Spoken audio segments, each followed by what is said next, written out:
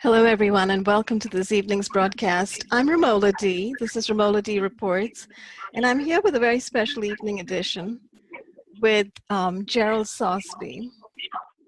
And many of you may know him already. Geral is an FBI whistleblower, an FBI special agent from the 70s, who has many different kinds of experiences under his belt. He's also worked as a college professor. And Geral, are you there? Yes, I can hear you. Go ahead. Wonderful. Hi, Geral. You know, I'm hearing some kind of strange disturbance or echo, and that's why I paused. Yes, Ramola, I heard it also. It looks like we're having a little interference. Let me just say, first of all, thank you for having this third podcast with me. The first one was sabotaged pretty bad by the FBI thugs. The second one went fairly smoothly. So this is the third one, and my name is Geral Sosbee, as we said before. I was born in 1945, and I served in the Army from 66 to 68, and I served the FBI from 71 to 78. My work in the FBI never, ever included anything like we're talking about here. FBI stalking, torturing people, using high technology to keep them awake, to cook their brains and to cook body parts and to stimulate them. I had no idea this was going on, and anyone who wants to see the kind of work that I did in the FBI, which included a big civil rights case, which we won because of my participation, you can go to the FBI history book on my website, my main website, sosbeefbi.com, and you can see what I did in the FBI. I have 3 letters of commendation, and I can assure you that I would never, ever participate, no matter what, in the kind of dirty counterintelligence and silencing programs that we're discussing here today with Ramola. Most of my knowledge that I'm now whistleblowing on is based upon what the FBI has done to me after I left the FBI. Am I going too fast for you, Ramola? No, not at all. Thank you, Geral. You know, we kind of had to jump in right there because I was trying to figure out if the audio was working okay. I just probably should give people a little heads up, although I think they understand what this podcast is going to be all about, just to let people know that what we are talking about today, we're having a little bit of an impromptu discussion on retaliation and that FBI whistleblowers have faced, in particular Geral Sosbee after he left the FBI. And he's here to talk about the very extraordinary kinds of retaliation that he has faced and that indeed many are reporting all around the country today. And they have to do with, as he says, extreme technology attacks and all kinds of harassing and COINTELPRO style attacks. So it's very interesting to me, Geral, that you have actually started by stating that there is no way that that this kind of action by the FBI was something that was in evidence during your time at the FBI, right? This is something you learned about later. Yes, I don't know if they even had this kind of high technology. I'm talking about space-based, deep space-based weaponry, directed energy weaponry, extremely low frequency sound waves, and that sort of thing. I don't know if they had that in use at the time that I was in the FBI, but they certainly did recently because they've been using it on me. I can't express enough 2 things. Number one, my gratitude for Ramola, because you are very persistent. You never give up, no matter what happens. You stay on the subject and you keep going. And I'm very grateful, and I'm blessed to have you as a friend. You and Barbara Hartwell, and of course my wonderful wife. That's one thing. The other thing is that point number 2. I cannot imagine a dirtier, more hostile and evil group of thugs in the world as I have seen in the FBI for the past 30 years. These guys have used all kinds of weaponry, including secret psychological weaponry against me and against other people. I understand you have also experienced some PSYOPs, psychological operations against you, to intimidate you, to harass you, and to maybe cause mood swings, as they cause in many people, some of whom have actually committed suicide because they just can't take it anymore. One quick example. uh, copvcia.com, Mike Rupert. Mike, I talked with Mike one time. He committed suicide a few years ago. He was exposing CIA crimes. He knew about them because he was a cop in the LAPD. Mike Rupert provided all kinds of information that was verified, and people believe him. Yet with all of this, no one was doing anything to stop the assaults on Mike Rupert. He, as I said earlier, he couldn't take it anymore. He was a brave man. He was an interesting man to talk to. And so when he killed himself, I consider that a dying declaration. In other words, the court, whenever someone makes a statement under oath or a testimonial while he's dying, that is admissible in court anywhere because he's dying. Why would he lie? Right. So people should go back. If we had a Congress that was not cowardly, and I'd like to talk about Congress if you have time, but Congress should go back in there and delve into this and just see exactly what this man contributed to our country by doing everything he could do and then finally giving up because he couldn't make it anymore. He was isolated, marginalized. He was turned into a homeless man after all the work he done for his country. And then it ended infamously the way I described. But are you still there? I'm right here, Geral, just listening. Mike Rupert's story is indeed very tragic because he was a wonderful whistleblower, was he not? He spoke out about what was going on in LAPD and with the CIA trying to recruit him, etc. Barbara Hartwell's spoken about it. Yes, Barbara Hartwell knows very much about Mike Rupert and his life. Let me just say here, Ramola, that our Congress is pathetic, but they're not just pathetic. Many of them are criminals. They're covering up atrocities being committed by the intelligence agencies. And then if anyone tries to blow the whistle on them, members of the Congress actively go out and try to harm the whistleblower. A case in point, Senator Cornyn, John Cornyn, he calls himself Big Bad John. This guy is a threat to our country. I've written reports on John Cornyn. Anyone who wants to see them can find them online. He worked with the FBI. He wanted to be FBI director, so he's real close. And I think I've mentioned this to you before, Ramola. Yes. What in the world is going on when our three branches of government become one? It's supposed to be three separate and co-equal branches of government checking on one and another to make sure that there's no abuses that are permitted. Well, they're not doing that. They're working as one. That means fascist government. When you have all three, legislative, executive, and judicial working together as one, that's a fascist state. That's the beginning of a fascist state. That's sort of like we saw in Hitler. He controlled all elements of the government, the lawmakers, the judges, the executive branch, of course. So what in the world is going on when we allow the Congress to aspire to become director of the FBI? That's what John Cornyn was doing. Well, he backed off because I guess someone told him it didn't look good.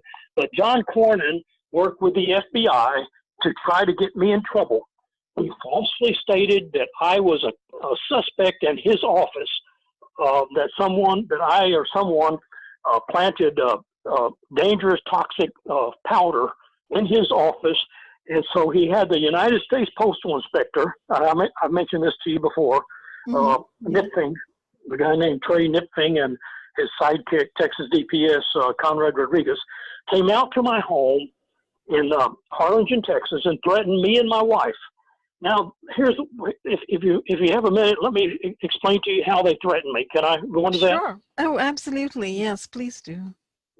Basically, what he did was he had a piece of paper hidden in his shirt, and he pulled it out in a strategic moment when he thought I wasn't expecting it.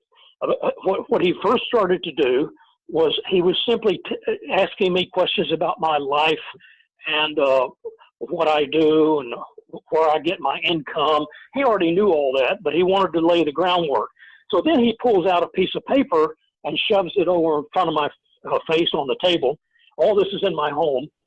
And he said, "Did you write this?" Well, I looked at it, Ramola, and it was an article that I wrote, I guess maybe 10 or years ago, something like that. And it had to do with, I was criticizing the intelligence agencies for killing people all over the world.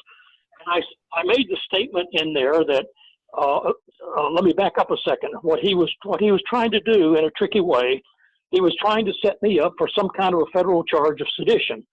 So now let me get back to the story. So he shoved it in my face, and he said, "Did you write this before, ever?" And I looked at it, and it had some language having to do with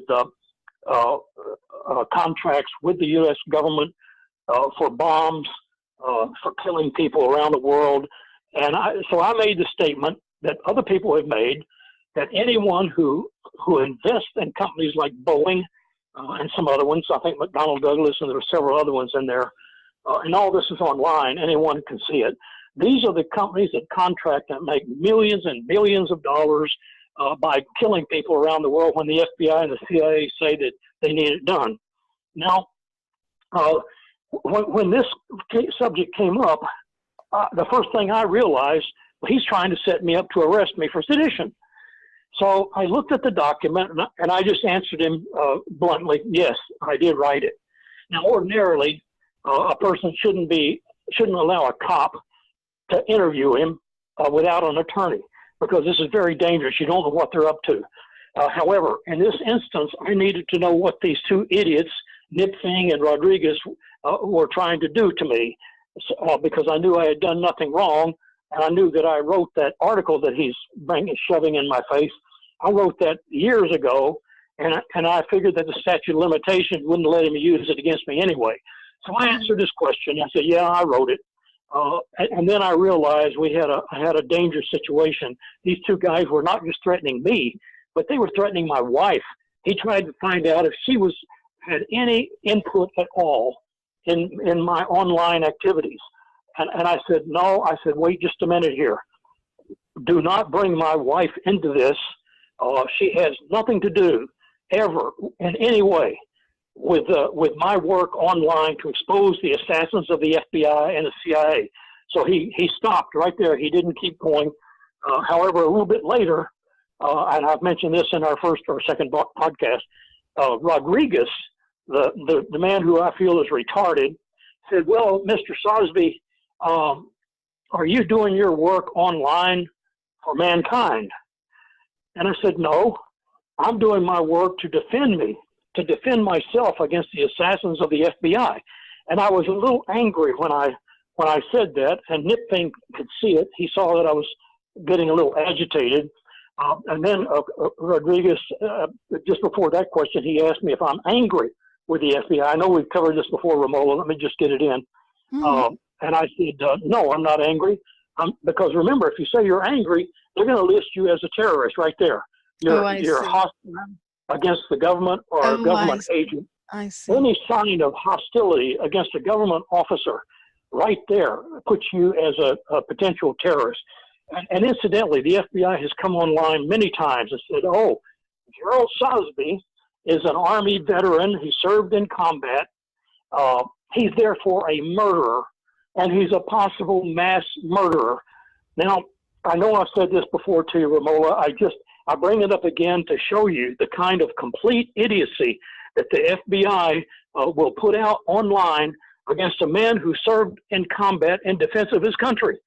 What the heck is going on when the FBI is allowed to do this? Why isn't the Army standing up to the FBI saying, "Stop this kind of outrageous slander against one of our troops who was incidentally hurt while serving in Vietnam"? So this is what's going on, and this business with Nipfing. Let me get back to Senator Cornyn. So sure. Senator Cornyn figured out a way. He planted my name as a suspect in his office that was then turned over to the FBI. The FBI then turned it over or directed the postal inspector, Trey Nipfing, to investigate me as a suspect. They knew darn well I was not a suspect. I wasn't anywhere near Dallas Texas, at the time that this powder was planted. But Gerald, can I interrupt you for just yeah, 1 second? You know, I'm very curious. yeah. How did Senator Cornyn kind of fixate on you? Had you met him earlier? Had some kind of exchange occurred between you? Oh, thank you for asking that. No, what I had done, though, many years ago when the FBI was terrorizing me, understand that I'm from Dallas. And so I contacted the office of Senator Cornyn and also Congressman Pete Sessions and Kay Bailey Hutchison and many others. I have a report that's titled, "This Congress Will Live in Infamy." It shows in that report that I contacted maybe a dozen congressmen and senators across the country. But Okay. so on Cornyn, apparently I must have sent an email. I don't remember for sure, but maybe when he didn't answer me, I may have sent him an email calling him a coward or something like that, which I shouldn't have done. But I was so upset with him that he wouldn't answer my email that I probably sent him some kind of little note reminding him that he has a duty to help people like me who are being terrorized by our government. And he ignored it. And I think that's one of the reasons he decided to retaliate against me by setting me up. The FBI wanted him to do that anyway. And remember, he's good friends with the FBI. He wanted to be director. So I think that's the reason he did that. Go ahead. I see. Okay, so all right. So there was a little bit of history there in terms of you had actually contacted the office, his office, etc. But that doesn't in any way account for the very bizarre response succeeding, wherein he actually accused you of placing some kind of powder in his office. Was it anthrax? What he did was he planted my name as a suspect, and it took me 5 years to prove that. 5 years, because I had to go through the Federal Open Records Act and get a little piece of paper from his office. It had the following statement on it under John Cornyn's on his desk in his office, and here's what it said: Geral Sosbee, email gsosbee@gmail.com. You can verify G Sosbee, Geral Sosbee. Or I think he used the word G Sosbee, not Geral, on his website. And he had my website, sosbeevfbi.com. So he apparently, and so I got that little piece of paper, and it's online. I put it on a report. It's right there. Anybody can see it. He got that little piece of paper, and he turned it over to the postal inspector, in response to my Federal Open Records Act request. And I got that little piece of paper showing how my name was planted as a suspect of that crime committed in his office involving dangerous toxic powder. So that's how Cornyn, and this is a disgrace when a United States senator will stoop that low to plant something like that on a combat veteran, but on anyone, not just a veteran, but especially someone who served the country. I don't think Cornyn's ever served in combat. All he's ever done is sit in high offices and injured people. He's had one high office after another. And you know, it sounds like he was making a very serious allegation against you. Was there any due process over here? Did you have a chance to respond to this allegation or accusation? Another good question there. No, Ramola, thank you for asking that. And incidentally, this is a typical. No one gives you a chance to respond. No one accuses you because they know you didn't do anything. So all they do is just come after you. This is the same thing that's happening to targets all over the country. They're coming after people without telling them why they're being targeted. What is it that they've allegedly done that would authorize the government, the federal magistrate judges and the FBI and others to target these people, to surveil them in their home and in their car 24/7, 365 for life. And then while they're surveilling them, they're tearing up their personal property. They're coming into their homes and doing things that's called gaslighting. They'll watch you in your home, and then they'll tear up certain items that you've touched in any particular day. And then they also poison you. They get authority from this corrupt judge and there's several, they're all over the country. All these federal magistrate judges pretty much do what the FBI tells them to do. Remember, the federal magistrate judge makes around $200,000 a year. He can only be appointed after approval by the FBI, and he wants to stay in good graces with the FBI. So they control him, and they help shape his career as long as he cooperates with them. So federal judges, the district presiding judges in every federal court supports these federal magistrate judges, and so does the Supreme Court. And one quick example, case in point, when I sued the FBI and the federal district court in Los Angeles, and I won't mention the judge's name, but it's all on record, he prevented me from a fair hearing. He was the presiding district court federal judge, and based on my personal and professional experience, this judge was aware of the federal magistrate order against me that authorized the FBI to torture me and try to kill me. And then he allowed the FBI to come in an ex parte meeting with the judge. That means that they came in just unauthorized, one-sided discussion with the judge against me without letting me know about it. So during my hearing, the judge was blatantly prejudiced against me and actually tried to get me to say things that he could use against me. It was the most interesting thing I've ever seen, Barbara, and should never take place in an American court. Yes, I'm sorry, I said Ramola. I beg your pardon. I said Barbara. That's all right. I know Barbara and you are great friends, and you stay in touch, etc. Now, that's very interesting, Geral, because basically what you're saying is there is all sorts of secretive kind of behind the scenes conversation and connection between the district court judge and the federal magistrate court judge who had issued this authorization to permit the FBI to literally harass you. Yes, the federal magistrate judges are easily accessible to the FBI. They're close buddies. The federal magistrate judge has limited jurisdiction, but they certainly are used by the FBI.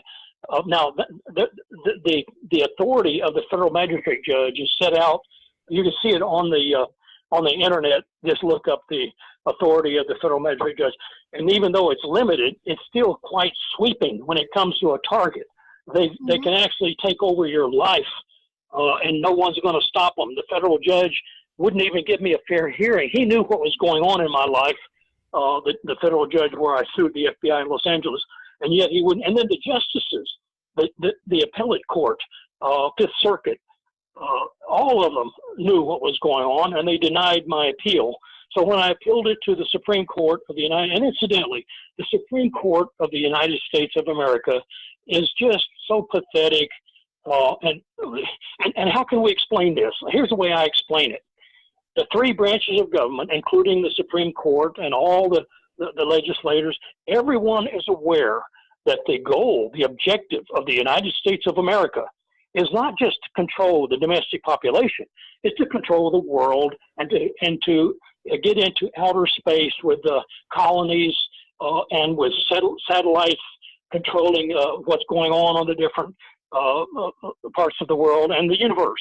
So in other words, we want to colonize Mars and all these planets, set up space stations, and they've already set up a plan for the space police, as you know. I'm sure the FBI will be heading that up, or at least they'll be involved in it. So with the three branches of government now, they have to cooperate with the FBI more than ever, and the CIA, because our objectives are not the same as they were 100 years ago. Today, we want to control the universe. And therefore, what I like to term it, the way I like to term it is that the FBI and the CIA have actually hijacked our daily lives. They control it by intimidation, by threats, especially against whistleblowers or anyone who's an activist or an idealist. They come into your home. They have gaslighting operations to drive people crazy. If anyone wants to know what a gaslighting operation is, simply go to my story in detail, and you'll see some of the stuff they did to me for it's been going on for about 30 years. So, am I covering too much too fast here, Ramola? No, not at all, Geral. You know, one of the things that struck me, though, as you were speaking, is that it seems like the FBI has two kinds of operations in action.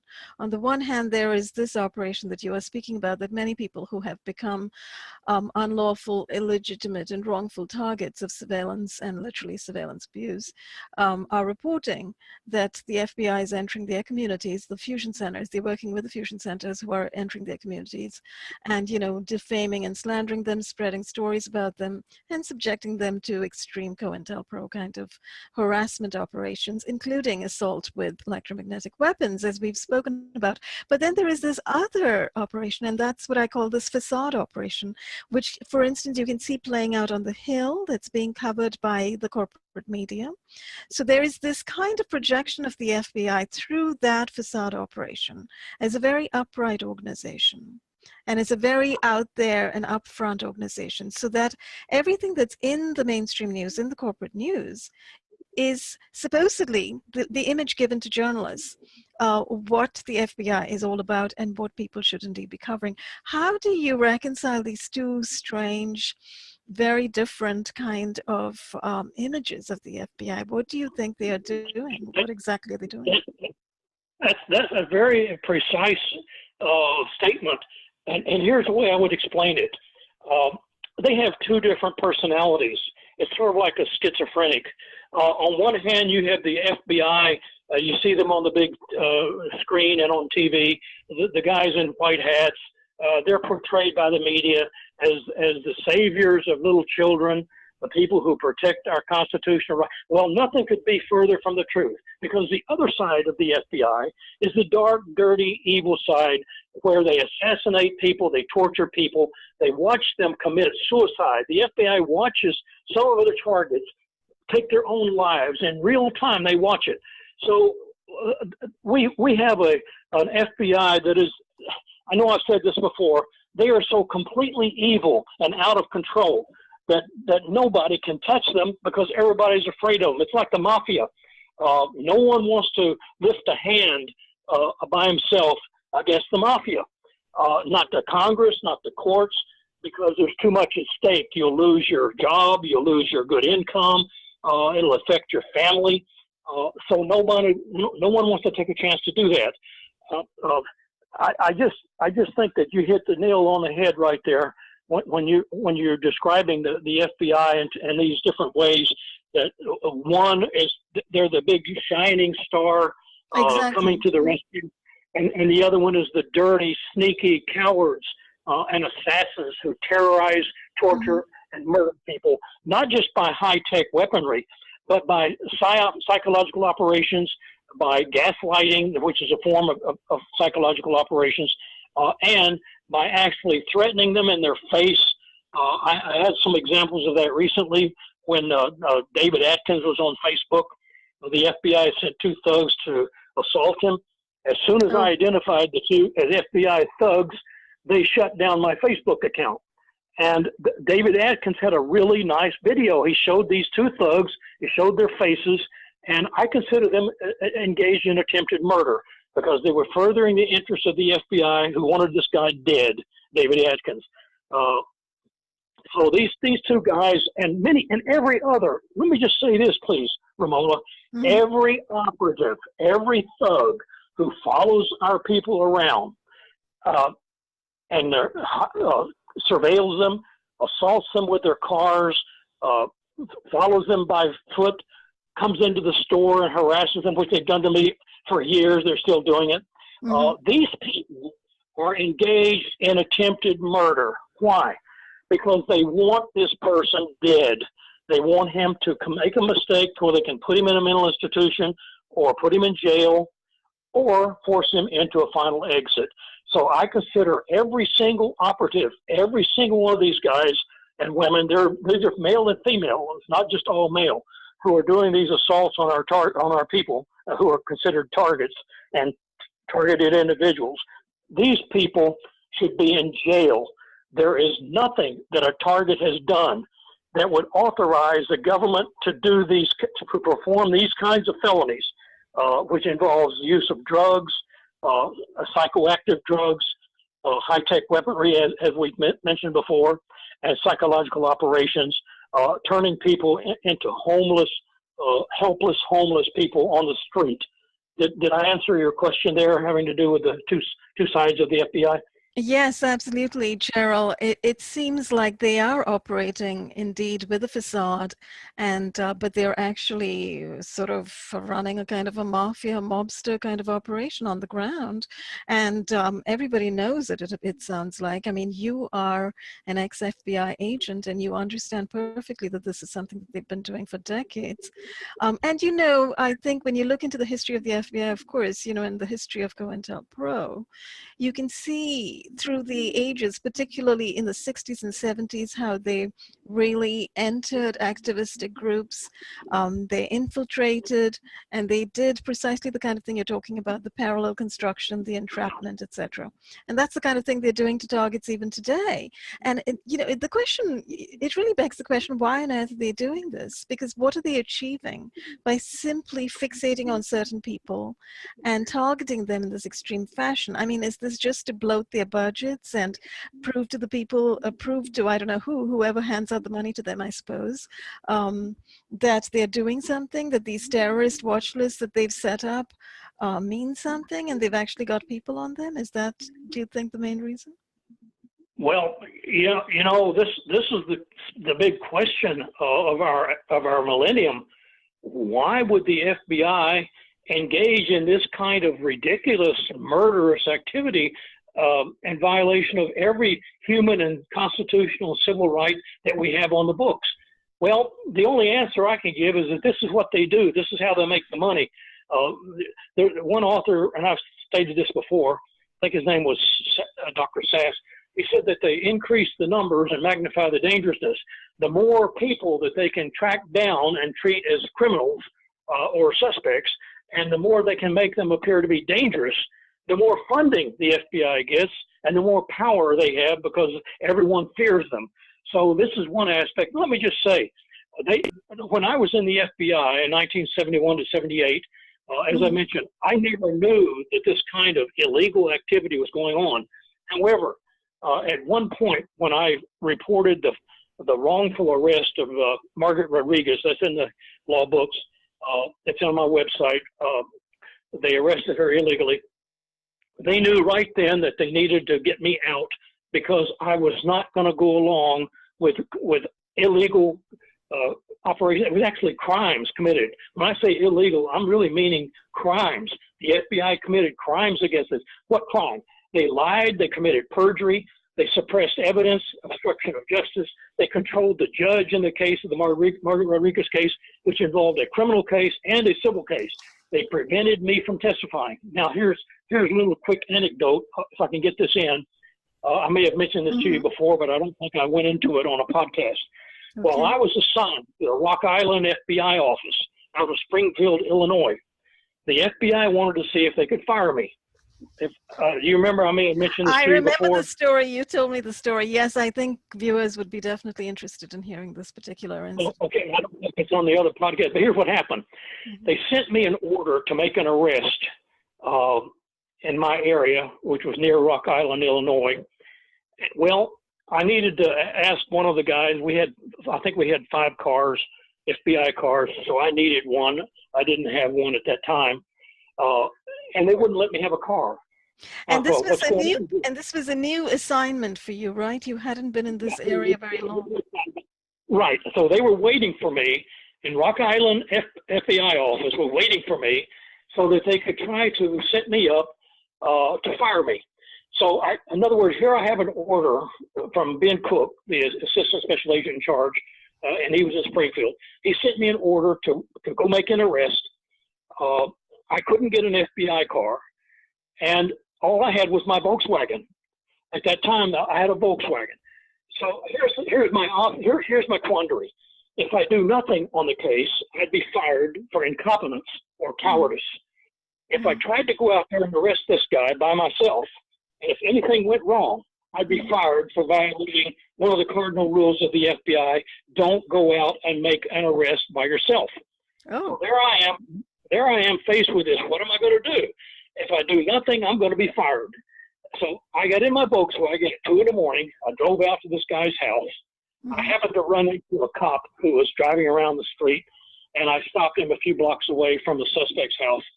And I said, look, officer, I've got to go in and make an arrest. I identified myself, FBI. I said, if I don't come out in about 20 minutes, come in and get me. He said, okay. So he knew that I was going to go in there by myself.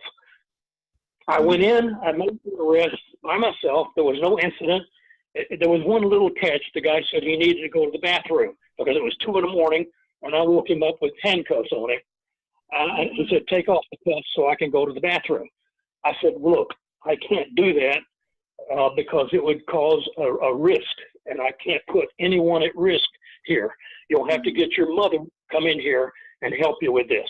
Anyway, I finalized the arrest. I put him in jail, and that was the end of it. I went back to Ben Cook's office, and I complained. And incidentally, all this is verifiable from some of the FBI agents who worked with me. T.C. Brock, T.C.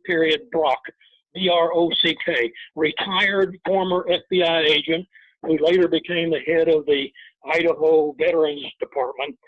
He was intimately aware of all this. Get him to, if we could get him on tape, let him explain why he allowed this to happen, why he participated in it. Mike Connolly is another one. Robert Wickwire is another one, and Charlie Smith. Now, some of these people are dead, but I think T.C. Brock is still alive, and probably so is Mike Connolly. They all participated in this, and it failed. So I went in to talk to Ben Cook. I said, Ben, I can't work with these people anymore. They set me up to see if they could get me in trouble. I said, you're going to need to transfer me and get me out of there. And so we sat around and discussed it, and he said, okay, look, how would you like to go to counterintelligence and also language school and become an expert in a language and then be trained in counterintelligence? I said, but when I say counterintelligence, it has to do with espionage and internal security. It is not the counterintelligence program that you and I have talked about before. But I said, okay, that's fine. So they sent me to a language school, and I learned a foreign language, and I did very well in it, and I got a commendation for it. In fact, that's one of the 3 letters of commendation that I have on my website was for my work in the language. Anyway, that's what happened in Rock Island, Illinois, and that's an example of what the FBI will do to its own people, the great lengths they'll go to get someone fired, Ramola. Yeah, and it sounds like when you spoke to your supervisors over there, when you finally went back to the main office and you talked to them, did they have any explanation for this? No, I asked Ben, I said, Ben, why did they do this?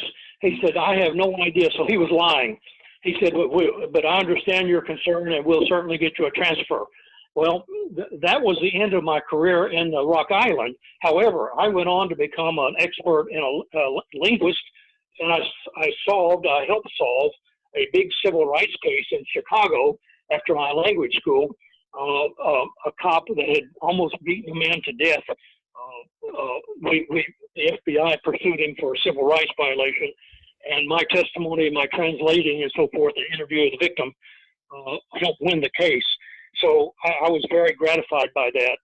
But even in Chicago, the supervisor there, his name was Kenneth Kaiser, K-A-I-S-E-R. I don't know if he's probably not alive anymore. But he was trying to get me in trouble. So he tried to write up a bad report on me. I said, Kim, you're putting down here that I had satisfactory work performance. I said, who are you trying to lie to here? Aren't you aware that I've already received another letter of commendation from the director of the FBI for my work right here in Chicago?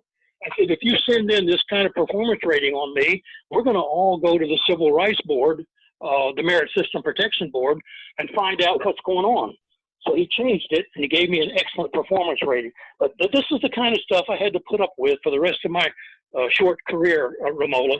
One office after another trying to get me to get out, trying to give me bad performance ratings, and they failed every time. That's unfortunate. It sounds like right while you were working in the FBI itself, there's all sorts of internal shenanigans going on, and some people sort of poised against you, and but luckily you had some people working for you or on your behalf and kind of encouraging you and moving you in the right direction, right? That like the Well, supervisor. yeah, that's right, Barbara. Ramola. What happens here is that, as in the NSA, CIA, and all these other departments, IRS, DEA, when you're working on a case or when you're involved in something, no one else knows what you're doing except the people immediately involved. Karen Stewart is aware of this. Yes, People don't discuss with other sections of the agency what's going on in one particular section. It's considered more than secret. It's need to know. I If see. you need to know something, then you'll be documented as a part of the operation. If you don't need to know something, then you're not going to be informed of what's going on. But yeah, that's correct. Now, do you think what's going on currently is also part of that? That there is, the FBI agents working with the fusion centers and clearly engaging in these, inflation operations, wrongfully placing people, innocent Oh, Americans, on these watch lists. yes, thank you. I forgot that you mentioned this earlier, and I wanted to address that uh, with regard to the fusion centers. That's a very big issue. Mm-hmm. Uh, the fusion centers have become little Gestapos. They're invisible to most people, but they're there, and they're there to hurt people, to threaten people, to harm them, to put them in jail, even to kill them on the street with firearms. The fusion centers are little Gestapos, as I just said. And let me give you an example. For about 10 years, I used the computer at the University of Texas Health Science Center in Harlingen, Texas. Their headquarters is in San Antonio. For the entire 10 years that I would use that library, the Mm-hmm. cops out there would harass me. They would send in thugs to assault and battery me. Two of the top guys making over 100,000 a year, probably both of them, each of them, as a cop, were involved with the FBI and under the authority of the federal magistrate judge, the one that I mentioned before. Uh, they were. This is part of the fusion center. The FBI is sharing their corrupt and fraudulently conceived federal court order from a federal magistrate judge. They're sharing that information, which is completely false, with the cops, Wilson and Blyer. Those are the two names of the guys in San Antonio who directed the Harlingen police to harass me, the University of Texas Harlingen, Texas police, to harass me, to send these thugs. And I actually proved one case of this. Alonzo Yanis pled no contest when I finally got him in court. Alonzo Yanis. This is a thug they sent in to see if he could get me in a fight. He didn't. Another thug was in Brownsville, Texas, Eusebio Contreras. He's on my website. He was sent to see if he could provoke me. Another cop in Brownsville, Texas, his name was Adrian Posada. Posada insulted me, threatened me and my wife right there in the police department when we came in to try to report vandalism of our car.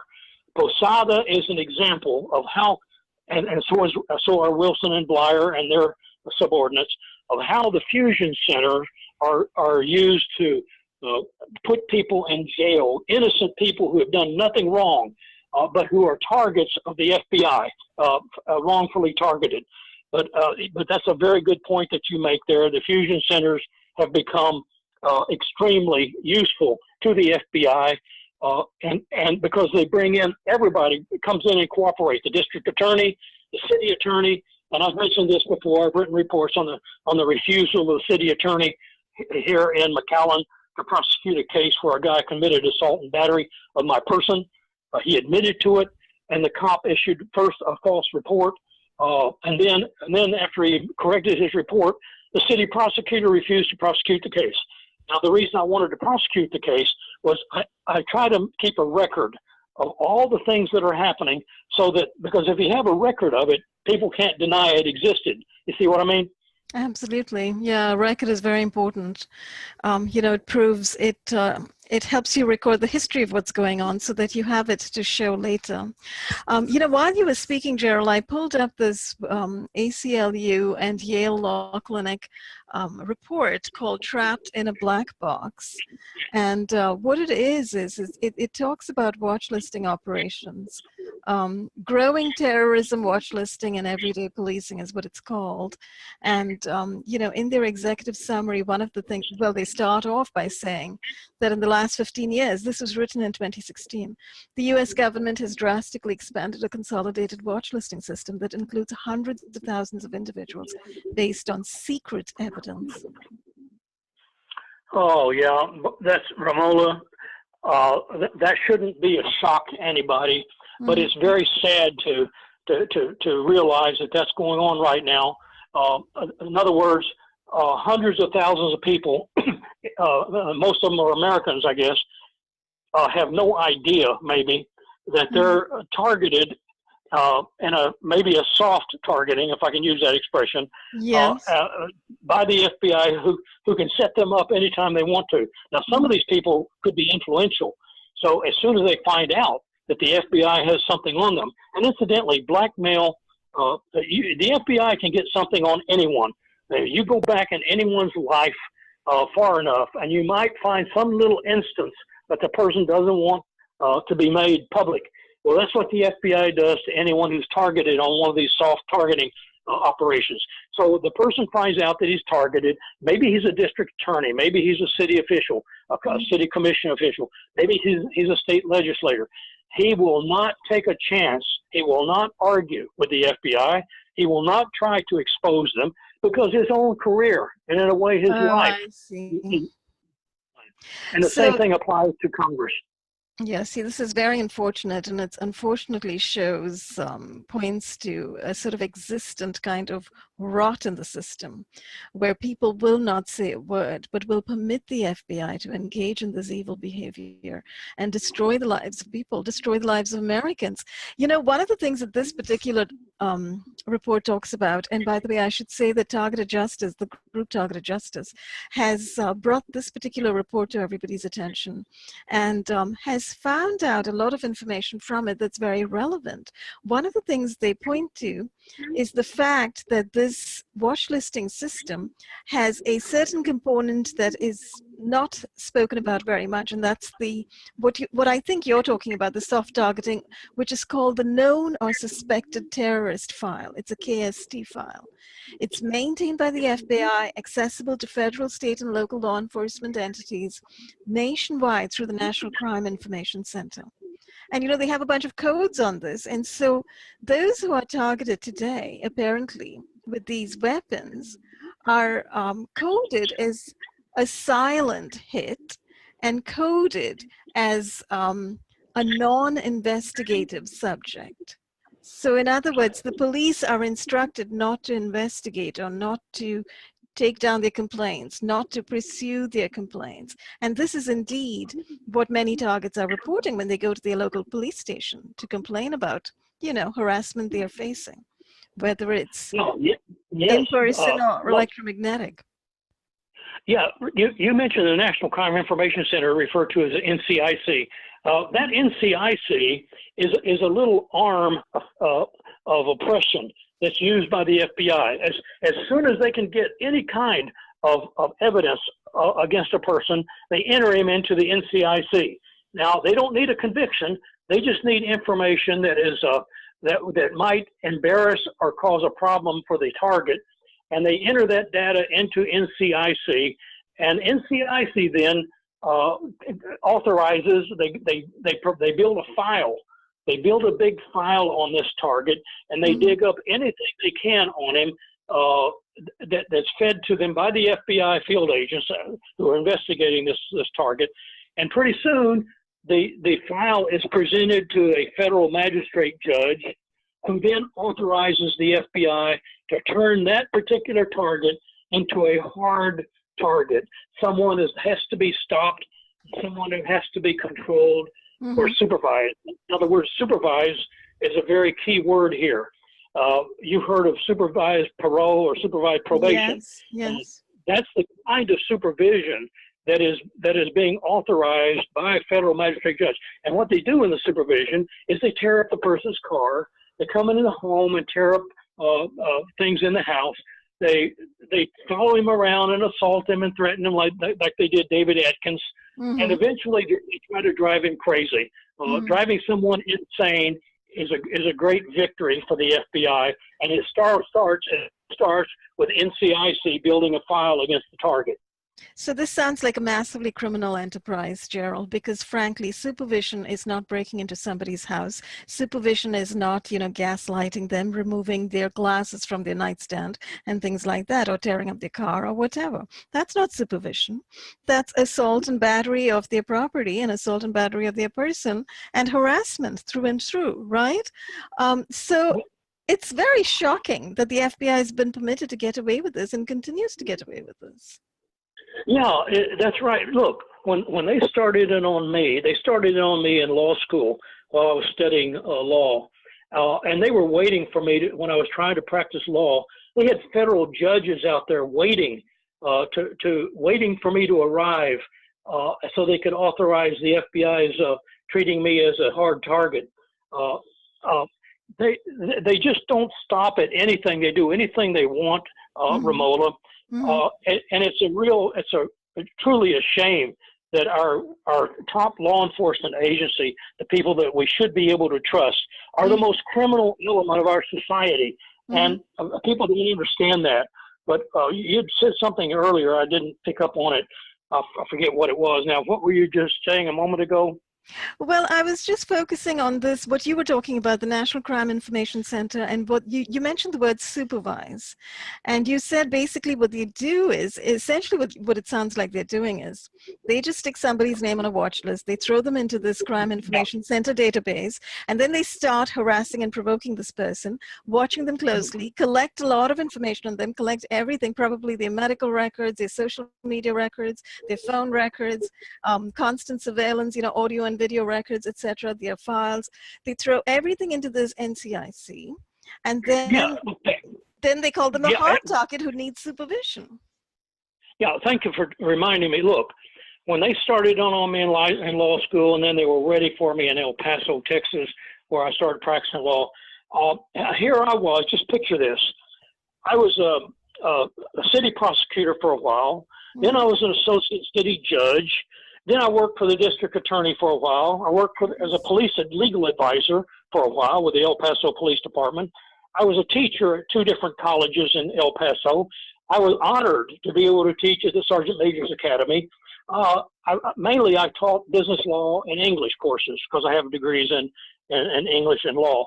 So here I was now performing all of these different interesting things that I thoroughly enjoyed. I was at the peak of my professional life, and then they turned me overnight into a hard target, Ramola, and decided they needed to supervise. Well, who really needs to be supervised here? It's not the man who has overcome every challenge that was presented to me in life, who have overcome these challenges. No, I didn't need supervision. The people who were trying to kill me and destroy my life needed supervision. Now, here's what happened. For the first 10 years as a hard target, by hard target, I mean someone who they're trying to kill or imprison. For the first 10 years, Ramola, I was in a state of confusion. I could not understand what had just happened to me. My life was hijacked in El Paso. I was homeless. No one would rent me a place to live because the FBI poisoned their minds against me everywhere. So I slept at the airport, at the Los Angeles International Airport for a while. I slept in my car also at the Los Angeles International Airport parking lot. And one morning at like 3 in the morning, I needed to go to the restroom. So I was going to get out of my car, and I probably would have tried to use the restroom, near my car, because I didn't want to walk. It's too far to walk to the terminal, and I didn't want to drive to the terminal. So I got out of the car, and in my rearview mirror, I saw a female cop surveilling me. She was sitting there waiting for me to do something so she could arrest me. Now, Ramola, every man and woman, when they need to go to the restroom, they try to find a way to do it, right? So Right. when I saw her, I realized that the FBI was waiting to see if they could arrest her. So I just started the car and drove over to the terminal and used the restroom. But this kind of thing went on several times. This is not the only instance like that. And so, in other words, for the first 10 years, Ramola, I couldn't figure out what was happening. This started about 1989, 1990. Then in the year 2000, a little light bulb came on in my brain, and I decided to sue the FBI, which is what my case was all about, in the Los Angeles Federal District Court. And I appealed it to the Fifth Circuit and all the way to the Supreme Court. Now, I lost at every term, at every point. I lost. They threw it out. But I left a history, a record of a man who was being terrorized, by the government under the most severe circumstances, and a man who has always been loyal to this country, who served the country, and who's overcome every challenge in life to obtain degrees and licenses as an attorney. And incidentally, the FBI today is looking for a way to control who gets in to the legal profession and probably the medical profession. So it's a very twisted system that we're now discovering that the FBI is trying to forge. And one more thing, if anyone wants to know how I perceive the illegality of this entire situation with the FBI and the CIA, take a look at my report, my paper at academia.edu called "A New Unheralded, Unlawful or Illegal Criminal Justice System Forged by the FBI." In other words, they have found a way to create a whole new criminal justice system that allows no protections that are offered under the regular criminal justice system. There's no Bill of Rights. They just process you under civil orders, not criminal orders, not criminal court orders. And then they engage in one felony after another against you. This is what's happening. And they're in pursuit of imagined or possible future misdemeanors. And they're engaged in all these crimes, felonies against this poor, beleaguered, hard target. I know I'm covering a lot of material here, Ramola, interrupt me, but I was just trying to follow up on what you had talked about earlier, that they use the NCIC to fabricate a case. They use a federal judge, a magistrate judge, to torture and terrorize people. This is going on, and you'd mentioned hundreds of thousands are now in the database. Yeah, and maybe it's more like 1 million. Maybe now it's more than several hundred thousand. Go ahead, Yeah, please. I think so. I think various people have different estimates. This particular report, the Trapped in a Black Box report, says hundreds of thousands. I think George Webb, when he does his little analyses online, he's talked about 2 million. I think Dennis Montgomery, the NSA whistleblower, has mentioned 2 million. Actually, that's from where the figure came from. I think the 2 million figure, that there are 2 million people in this country that are being wrongfully watch listed and terrorist listed. I mean, give me a break. We don't have terrorism in this country except state-sponsored terrorism. What are the people in this country supposedly doing? The supposed terrorists and the supposed extremists.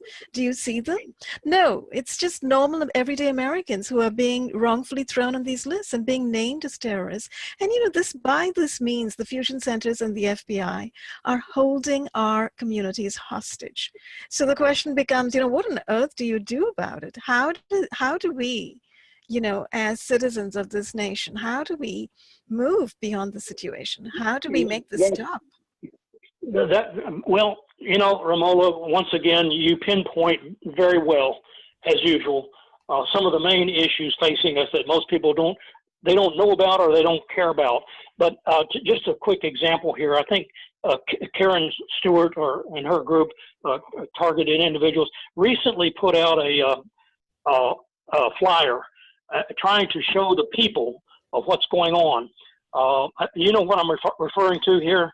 Yes, she has a few flyers about the FBI. Yes, I've put them on my website as well. Let me see if I can find the one Yeah. you're talking about. Well, She's talked about the DHS as well, because of course, the DHS and the FBI are both implicated in this evil. Correct? yeah. Well, what's happening is that we can't enlighten the general public, Ramola, because they don't care.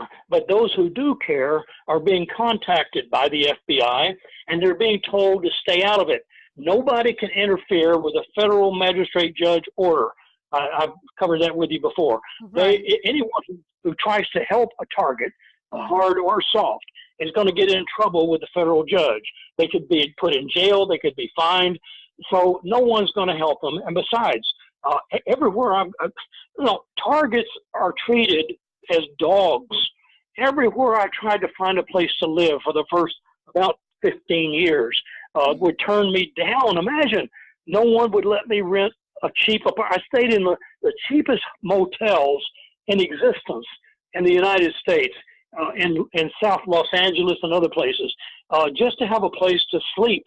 And that was a privilege. In other words, just to be able to lay down in a bed was a great comfort.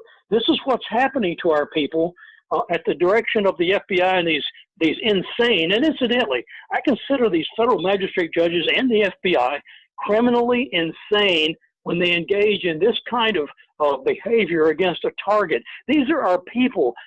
Whatever they've done, they don't deserve, under any stretch of the imagination, to be tortured and forced into suicide. So something is very bad wrong. And if I can use the word weep, I weep for all of our people, not for me, because I'm a little belligerent. I'd rather just come out and fight them with my words, not violently, but fight them with my words, than to give in to them and weep. No, but I do weep for our people. Many of them are suffering. They don't know who to turn to, or they don't know how to describe this because no one wants to believe them. But it's time that people start believing. And to educate the general population, it's almost impossible. They've got a stranglehold on the general population by these federal magistrate judge orders, Ramola. Mm-hmm. Yes, and that's the horror of what's going on, that they have indeed this kind of stranglehold on the general population. And, because of that, and also because of media being so utterly co-opted and corrupt, there is no coverage about this in the media, except from old media and except from people like me who are speaking out, and are putting this information out there. And Well, groups like you, Targeted Justice, etc. Other well, targets. you just let me 2 points. First of all, the media is hopelessly corrupt. Number two, Ramola, I am so blessed that you are there, and so are a lot of other targets. All targets are very fortunate that you're out here with us, waving the flag of liberation, voicing the concern about our liberties being taken away from us. You and Barbara Hartwell, and of course my wonderful wife, are blessings to me that I never expected. And it's strange that these blessings come to me from three women. I can't express enough what you mean to me, and also I'm sure what you mean to many others who are following your reports, who are submitting to your interviews and podcasts, because you're well informed. You know how to ask questions, and you know how to permit the person to speak his mind, which is what I've been doing in this stream of consciousness talk that we're having. And there's just no one else doing it. The media is pathetic and corrupt, and really they should all be put out of business. We don't need them. They're just doing their song and dance in the early morning programs, and then they put on their little skits, and then the night shows do the same thing. And then it's the biggest production is to tell us what the weather's going to be like tomorrow. There's so many pressing issues that are being hidden from the people. And you and many others, like Karen Stewart, Barbara Hartwell, and many others, are sharing this information with the people who don't seem to care, or who are afraid to care. Go ahead, Ramola. Well, thank you, first of all, very much, Geral, for that commendation. I should also tell you, as I said, earlier to you when we were on the phone earlier this evening, I thank you, and I thank Barbara Hartwell, and I thank Karen Stewart extremely and immensely, for stepping up and speaking out and being unafraid to saying it like it is, and telling us, from your background, your experience, your expert professional experience and awareness of how things work in these intelligence agencies, letting us know and speaking out about all of these travails and about the fact that indeed these agencies have become extremely corrupt and are indeed running horror and terror operations against the American citizenry. We need people like you to speak out. So I'm very grateful, and I think everybody, watching, and especially people who are being wrongfully targeted, are indeed very grateful for your voice. So it's very mutual. I'm very glad to be standing beside you and to be speaking out, because we need people to stand up and speak out, not just you and me. We need hundreds and thousands of others, because hundreds and thousands of us, in fact millions, are being wrongfully surveilled, watchlisted, and assaulted by criminal organizations which may have had some ideals at one point in time, but that appear to be operating completely like the mafia at this point in time, Yes, So, yes, that's right. Let me just say briefly here, so that everybody that listens to this will understand. I am not proud to present my story to the people. This is not something that brings me delight. I'm saddened. I'm extremely concerned, and I feel very bad about having to come forward like this. But there's no option. How can I remain quiet when I see them doing this to our people? This is the way every conscientious person should look at it this way. So I'm sad, deeply saddened for our country and in a sense for mankind, even though Conrad Rodriguez of the Texas DPS thinks that my being concerned for mankind is a sign of egoistic insanity. So that's the way he looks at it. So be very careful if you're going to express concern for mankind. They might just tag you as a mental case. But that's what's happening here. well, People are free to come forward. Can I just make one remark right there, Geral, because it seems to me that this is a very important point. It seems like the FBI is now on a roll, and for the last 20 years, ever since 9/11, has been naming pretty much anybody it wants a terrorist, right? And if you express concern for humanity, you're a terrorist. If you express an interest in the Constitution, you're a terrorist. If you are an animal rights activist who cares about animals, you're a terrorist and an extremist. And if you care about human rights, you're a terrorist and extremist. I mean, they have clearly lost their mind. This is called overreach. This is called idiocy. It's called lack of education.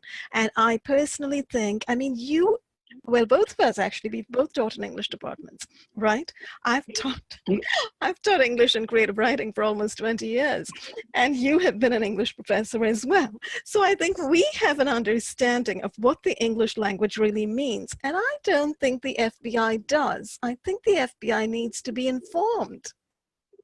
And Well, that's right, Ramola. And let me just mention here, you bring up the Constitution of the United States. Let me just say, and I have great respect for people who make references to the Constitution, including yourself and Barbara Hartwell and many others.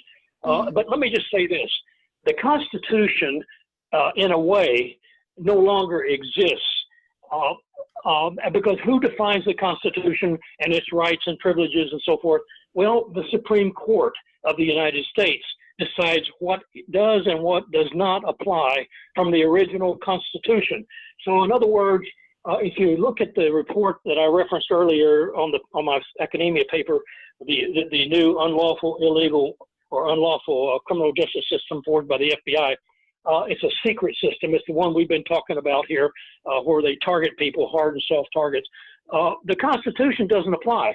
There's no Bill of Rights. You don't get to confront your witnesses. You don't even get to be told what you're being accused of.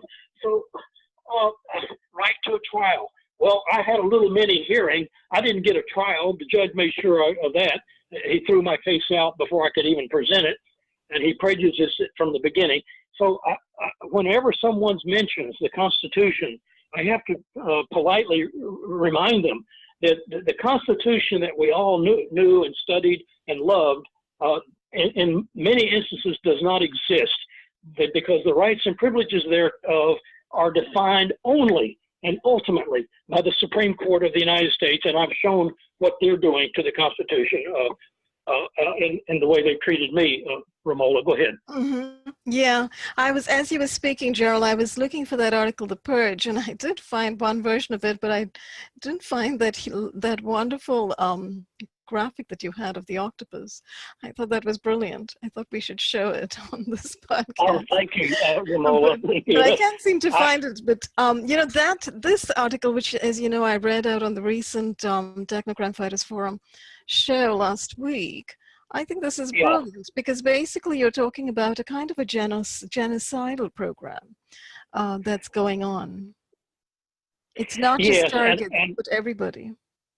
And one of the things I tried to show there in my report on the Purge, which incidentally, I don't know what inspired me to write that. It was a short little report. Thank you for airing it. Something just, I don't know where it came from. Something inspired me to write it. But one of the things I pointed out in there is that all of these wonderful people that you and I associate with that are being targeted, and there's probably hundreds of thousands of them who are not speaking out, but who are also targeted. Well, these people who do speak out, Ramola, like you and Kevin Stewart and Barbara and many others, we are little lights that are shining on the earth around the world, hopefully for a long, long time. And I compared it to the stars that twinkle on the Milky Way, and that wasn't meant to be a lighthearted reference. We look up into the sky and we see those stars, well, because they light up the otherwise dark spaces of the infinite universe. And one once wrote, "Le silence éternel de ces espaces infinis m'effraie." He said that the silence of the dark spaces frightens him. Well, it's similarly that the silence of the people here on Earth is frightening, and so all the people who speak out, Ramola, are providing little lights around the world, and that's what I hope will continue to expand based on what you're doing and all the rest of us are doing. I have every hope, Geral, that is indeed what's going to happen. I love that metaphor. Thank you for creating it and putting it out there and actually presenting it in such a kind of, strong fashion, because you're not presenting it purely as a kind of a casual metaphor, but as a fact. And in fact, I agree with you that the people who are speaking out, those of us who are few and far between, I think most of us who are speaking out are indeed actually very strong-voiced and very strong-spined. We have backbone, we have courage, we have a lot of faith, actually, and confidence that our speaking out will indeed, as you say, mean something, and encourage, I hope, others to speak out, inspire others to speak out, and inspire others to have hope that the situation can change. Because, I personally do not think that everybody can begin to find out about intrinsic corruption in a large agency such as the FBI and then just sort of keep accepting it forever. No, I don't think so. I don't think as humanity we're going to accept this criminality forever. Well, as you're speaking, Ramola, what occurs to me is all these thugs and punks and assassins and torturers who are well known to the FBI, they must be very surprised that they have got a handful of people who aren't afraid of them. I mean, that must come to them as a big shock to realize that they just can't get away with bullying everyone, because some of us have genes or something hidden in our brains or memories from our ancestors, something that prevents us from kneeling and falling to our knees in front of these wretched murderers. And some of us just can't do that. Nature won't let us do it. No, it won't. And actually, Gerald, there's a couple points of there. I mean, I hear this a lot that, there's a lot of genetic targeting going on. The CIA has always been completely focused on people's genes, and, everybody's blood types is known, everybody's history and ancestry is known to the CIA, etc. And the FBI works in tandem with them, no doubt.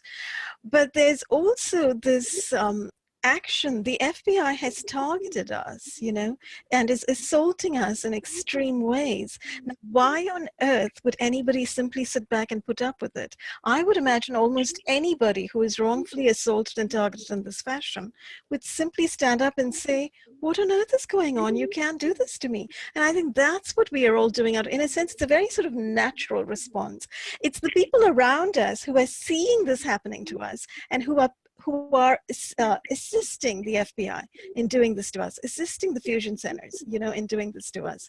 Those are the people who are shutting up, who are behaving in a spineless fashion, in a cowardly fashion, in a fashion without conscience, without humanity, and without any shred of patriotism, really. I mean, because they don't care for the country.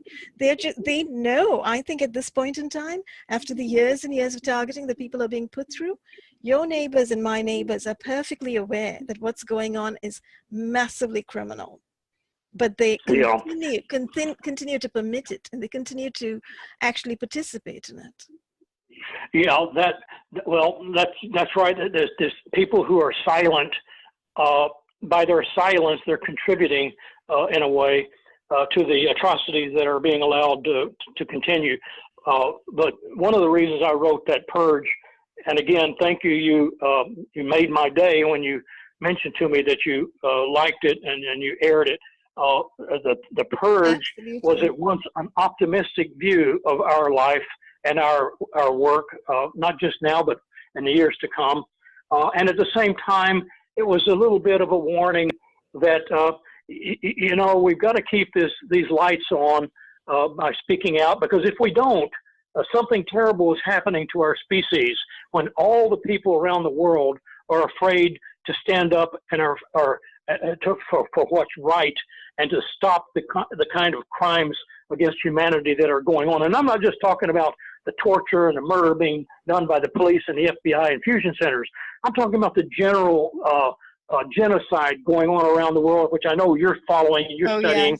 Yes. All over the world, where people are dying because of the bombs being dropped on them and so forth. So my little report on the purge had two sides. I think you might see them. One was a light shining for us all, and another one was a bit of a sad statement on humanity. Yes, I think you did a great job, and I think you did a wonderful summarizing kind of job, pointing to all of the different kinds of assaults on humanity currently, Geral. And, thank you very much for doing that. And, thanks for this very impromptu conversation today that we've had, where you've discussed so many different aspects of what the FBI is doing. And we're here at this point, as a collective, looking at the situation. And, I feel the way that other people who are wrongfully targeted, I should say everybody is wrongfully targeted, really.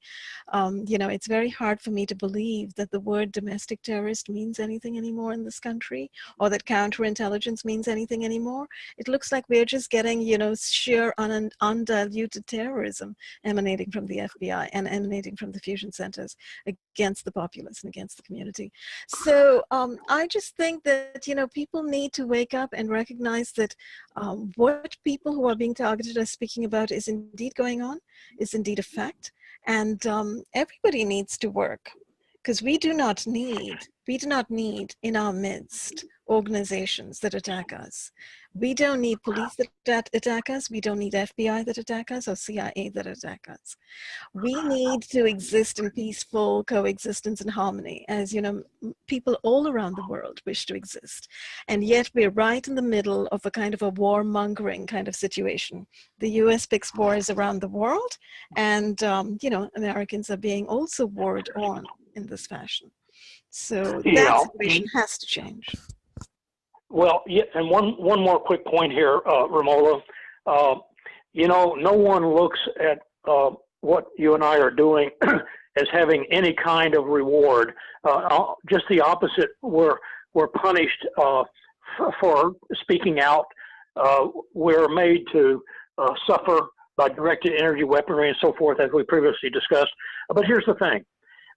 Anyone who is speaking out about these atrocities and who's trying to bring this to the attention of the American people and from the people of the world, bring it to their attention. There's a certain blessing, if I can use that word, reward. Well, by associating with you and Barbara and Karen and all the others, I feel a certain reward for all that I've suffered, Ramola. And I'm not saying this lightly. I mean it. If you were not here, if you were not doing the kind of work that you're doing, I wouldn't be feeling as optimistic and as emboldened, if I can use that word, and because I'm being rewarded by my association with you, kind lady, and with Barbara, and of course my wonderful wife who stands by me through all this. So there are rewards for those of us who, but they're not rewards that are easily, you can't quantify them. It's something that comes from the heart and from the mind. It's intrinsic in this kind of painful process that we're going through. So thank you very much. I don't have enough words of thanks to convey to you to let you know what you mean to me and to many other targets. Geral, that's very kind of you. Thank you. And, I should say the same to you. And, actually, that's a very important thing to point out. Those of us who've gotten targeted in this way and who have indeed found each other, who are now connected with each other, who are speaking out together, who are standing beside each other, even though we are in different states of this country or different countries of the world, and we're working together. You're right, it is a blessing, and it's pretty fantastic to actually find all of us and be able to communicate at the same level, and for each of us to understand that, because oftentimes we are living in these situations where our own spouses, our friends, our family, our neighbors do not understand what is going on, particularly with the electromagnetic targeting, which is silent weapon assault, and also because of the fact that media isn't covering it, and local police will not take complaints, and in fact, if anybody goes and complains, happily psych commits them, etc.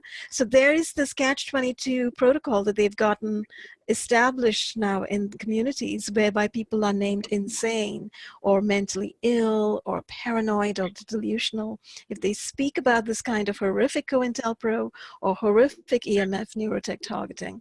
And then, of course, there's neurotech targeting of people around us, because neuro-influence technologies being used, or mind control technology, I guess is another term for it. It's the more of a conventional term, I suppose. Is being used on people, and people don't know it. So our own families don't know that these technologies are indeed being used on them. And they don't know that this technology exists and is being used on others. So because of that, those of us who are targeted tend to be socially isolated within our own communities. So it's wonderful to find each other. And, so I'm just echoing what you just said. It's a very good point. And we found, all of us are obviously smart people. We are caring people. We're compassionate people. We're accomplished people in our very many different spheres of influence and activity. And it's great to come together and to speak out together. Because I think obviously, there's power in numbers. We're speaking out together. And, it's because of this that I also, like you, have hope that things will change. Yes, well, thank you for that. That's an excellent summary of what's going on. I just want to make one more remark here.